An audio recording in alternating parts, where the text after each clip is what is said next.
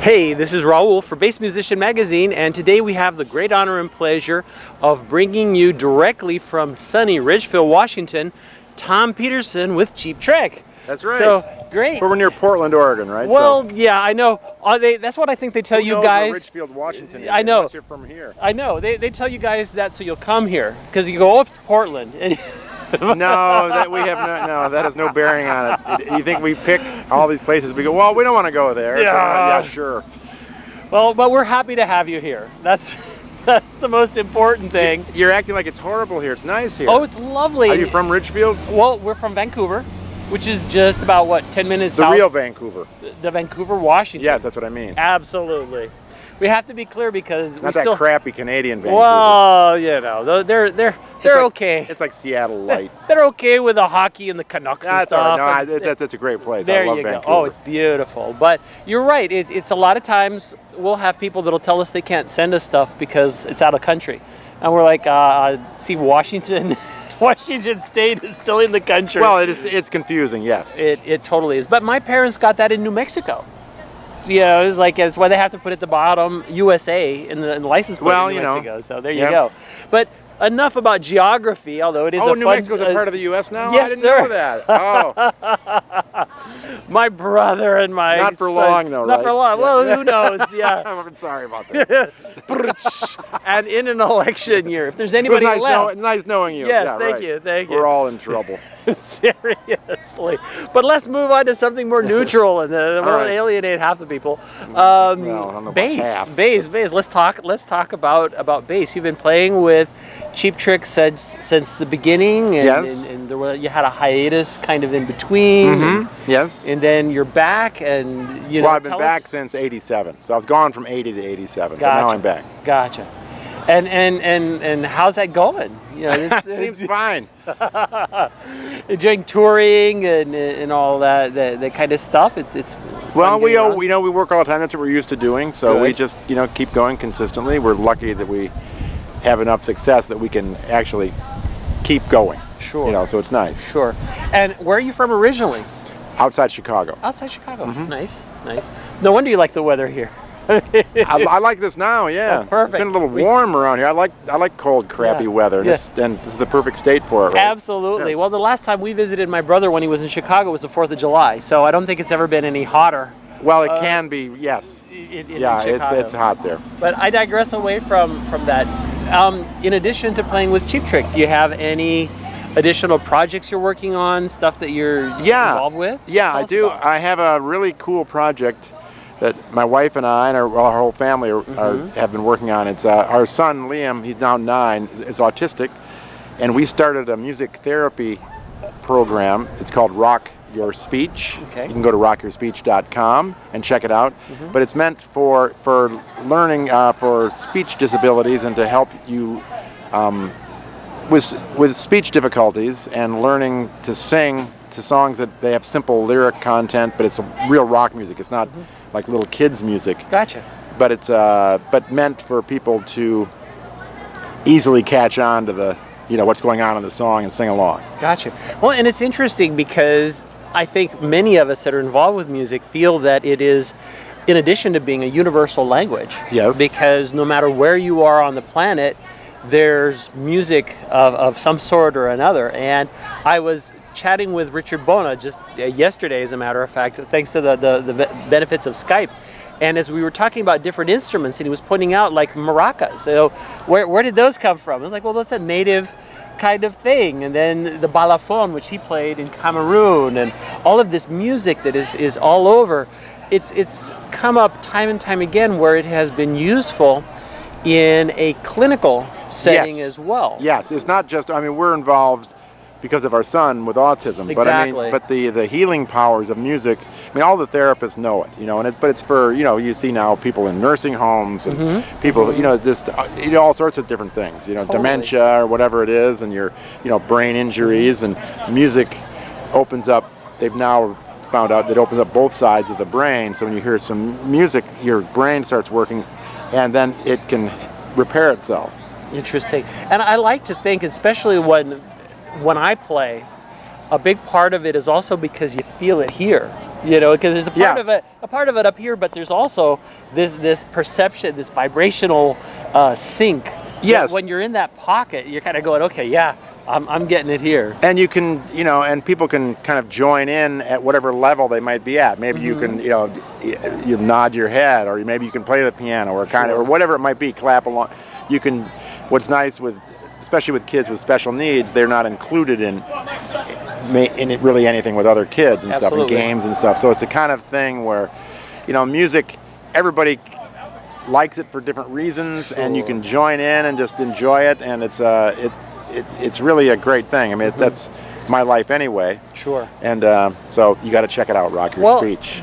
you're hearing. We'll definitely check that out. And I think a big part of it is that it can bring something kind of different to different people. I know there's been people that have overcome speech issues. Oh, that's definitely, yes. With music, Yes. that they've felt, you know, more included as part of a group with music, and so there's just it's infinite. And again, it's our thing too. Right. Well, when we had our first success in Japan, and so many fans used to tell us that that's how they learned English, was singing along to our songs. Absolutely. And that's really why they kind of like, you know, pop music, because it's melodic, Sure. and you can, you know, and learn how to, you know, speak English. And if nothing else, you learn the chorus, right? Well, something, yeah. But that's where our project is. But it's our stuff's a much simpler versions of that kind of Sure. thing. So it's not complicated. So you can really sing along easily, and kind of phrases that you use everyday things, and you know, that kind of thing. Well, and it's interesting you bring up the Japanese, because there's a Japanese salsa group that does Latin jazz. That's a good one. And they sing. They don't speak any Spanish, but they sing everything phonetically. And you couldn't tell that they're not native speakers when you listen to it. Oh, well, that's different. Usually you can tell, and so it's got that unintentional humor value. That's better. I think. Exactly. It's They've funny, got but it- you know, there you go. Absolutely, they've got it pinned down.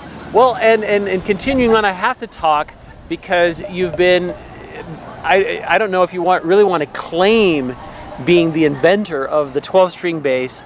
I've heard that. You Well, I know, don't know if that term is exactly the way to characterize it, but I'm the first one who ever. Has ever I had played the 12 idea for it, and I had my friends started the guitar company. Okay. At that time, and I convinced them to make me one. I had that idea, and they did it, and they weren't sure that it would work, but it did work, and I've been using them.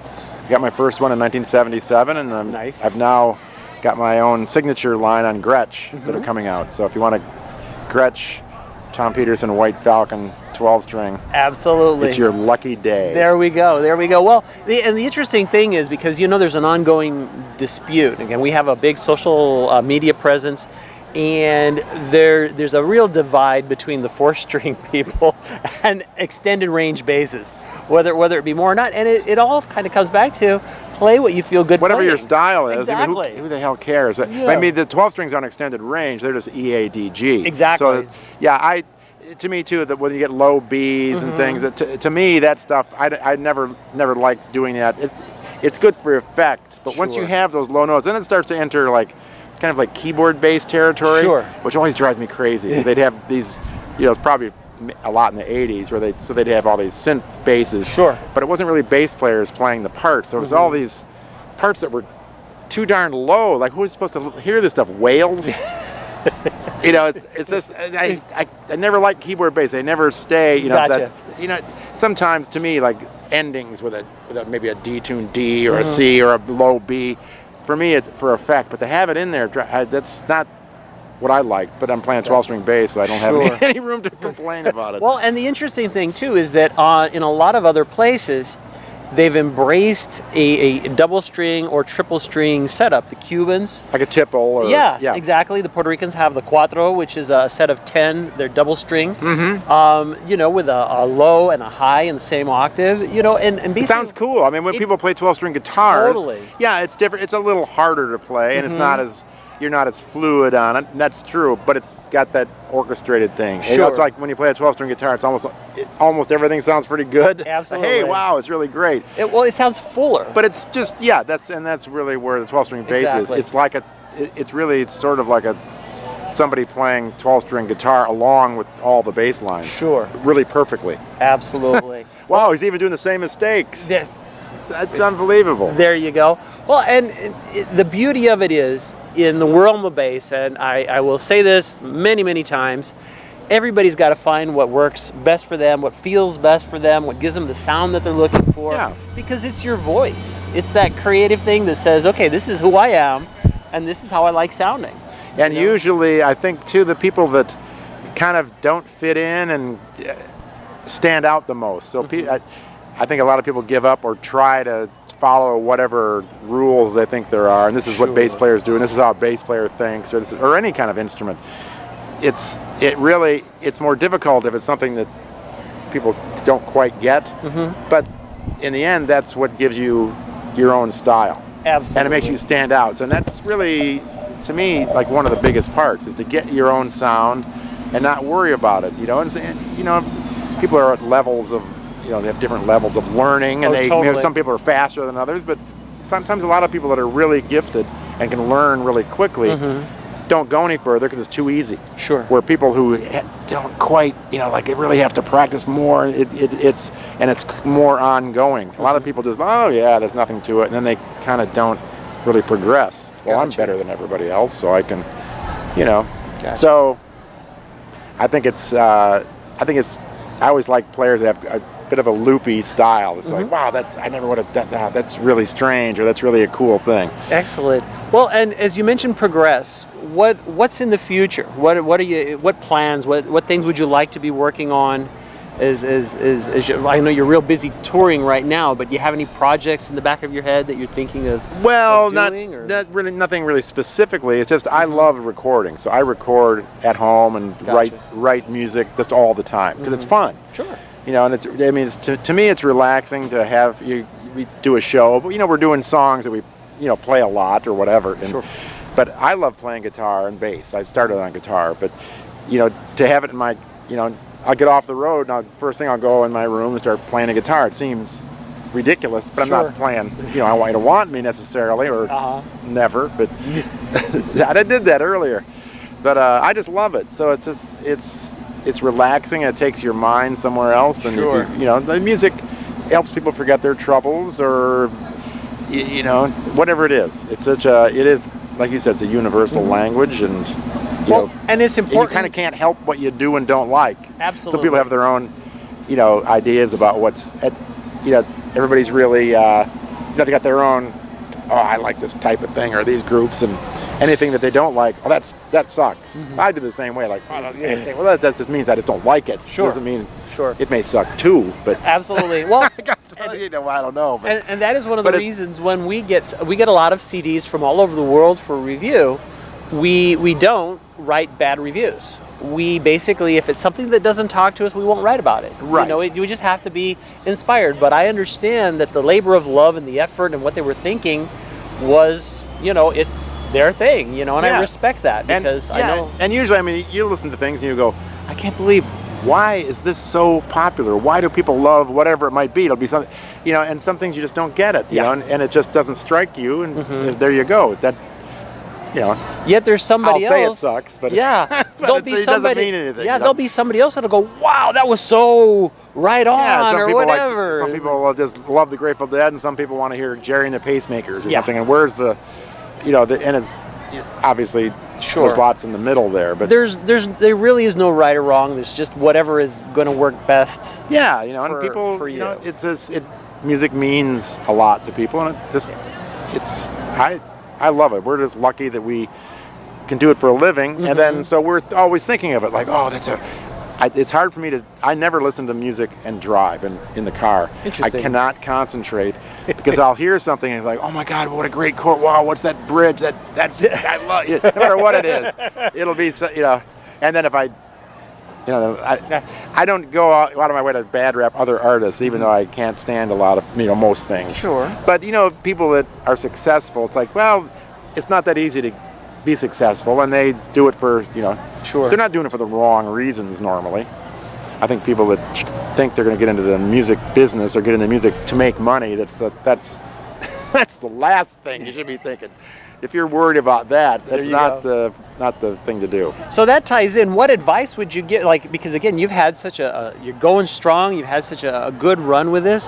What advice would you give somebody who's looking to get going with, playing bass the way you do for a living and you make a career out of it? Well, I think it's probably foolish to think that. It usually won't pan out.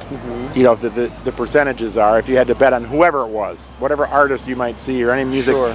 if you always bet against them, you'd Probably be a do rich pretty man. well. Yeah, It's you're like, right. It's like Vegas odds. Yeah. Well, way better than Vegas. You really, but it's so you should get into something that you really love, and to be getting into to be successful or to make money is totally the wrong reason. Yeah. Gotcha. Because you have to look at it like, okay, this is something that I'm not going to make any money. I'm going to be broke. I'm going to have to never see my family, or whatever it might be, that Sure. kind of thing. And and maybe you get into some other aspect of the music business, or who knows? Maybe you'll be a producer or an engineer, or maybe you'll just be a songwriter, or not, But the advice is, it's just really do it for your own enjoyment. That's all we've ever done. We Gotcha. record for our own enjoyment. We're not trying to think, oh, what do the kids want to hear? What do what's people gonna want to hear? sell? We Yeah. never have thought like that. Gotcha. And it, and some people might be good at that. Mm-hmm. I'm sure they are. Like, oh, this is something. And that's another sort of an art form. Sure. It's all different, but it takes on different forms of, and people are good at certain things and not so good at others. So you just get with the right group of people. It's good if you're gonna. The best way to learn to play is to get in a band or get in a group, a situation where you go out live. And it's always good, if possible, to get with people that are maybe just a little bit better than you are. Sure. So but Raise the but bar. basically on the same level. And that's the way. The terror of going in front of people and screwing up really incentivizes you to get Gotcha. it together. Sitting around in your basement and just woodshedding and stuff, and not really getting out there. Your sister comes down. Oh, listen to this. But if you're out there in a live situation, that really wakes you up. Gotcha. It's like, oh my God, the terror of it. Like, oh my God, what happened? I couldn't hear anything, and there's all these different things that go wrong, and these different elements, and it's, so get in a band, and just, I wouldn't advise people to get into it as an occupation. It's crazy. Gotcha. It's like, get into something that's more reliable, like professional gambling. Something that Poker. you actually might make out on if you know what you're doing. There you go. Because the talent level and all that stuff doesn't make any difference. There's so much luck involved I with hear the you. timing of it and all that. So just do it for fun. That sounds great. Well, I know, speaking of going on stage, you're going to be going up pretty soon. So I Yes. definitely want to thank you for taking time. And don't forget, Don't forget, rock your speech. rock your speech. Okay. You saw it here. Tom Peterson, Cheap Trick, Bass Musician Magazine, coming to you from Washington State.